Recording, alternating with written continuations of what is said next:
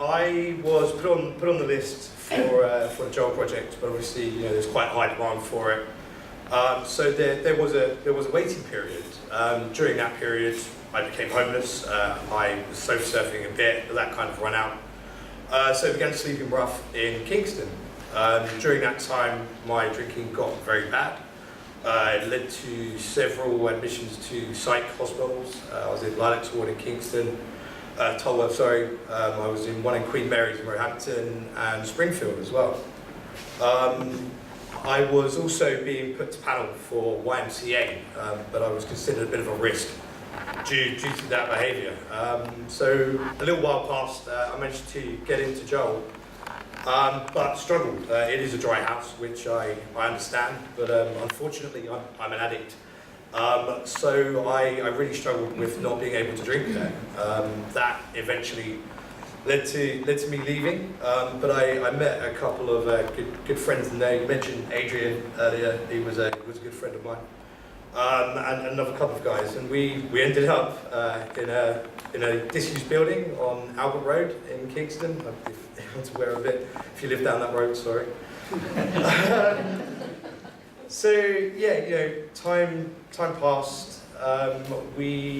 We got into the night shelter in February for those churches, which was, I'm not a religious person, but that was a godsend. We had somewhere to stay every night. It was warm. Food, dinner, breakfast in the morning. Really nice volunteers. I know there's a couple in here as well. As things happened, it came to an end.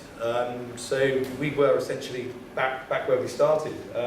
We eventually got moved on from that house in Albert Road, and we're back rough sleeping again. I got to know Georgie very well. She must have the patience of a saint, putting up with me. I've been there drunk. I've been there happy, angry. But yeah, she definitely put up with me. I tried all the kind of normal channels, if you will. Kingston Council, I wasn't deemed vulnerable enough after several admissions to psychiatric hospitals.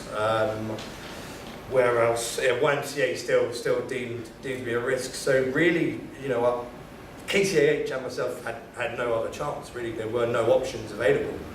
But then 4 months ago, today, I got into a rehab centre, and that is mainly because of KCAH, Georgie, and everyone else there.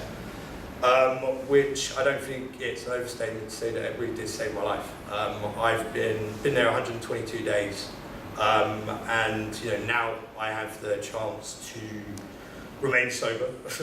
But also, I've started planning ahead. I move out of the rehab and into a shared accommodation next week. I'll be going back to college, looking to do some volunteering, and really been given a chance to start my life again. My alcohol addiction took me to the streets, and without it, again, I think I've been given a chance to start again. I think that's about it from me, but what I can say is that the work these guys do is completely invaluable. I'm just one person. They help a lot.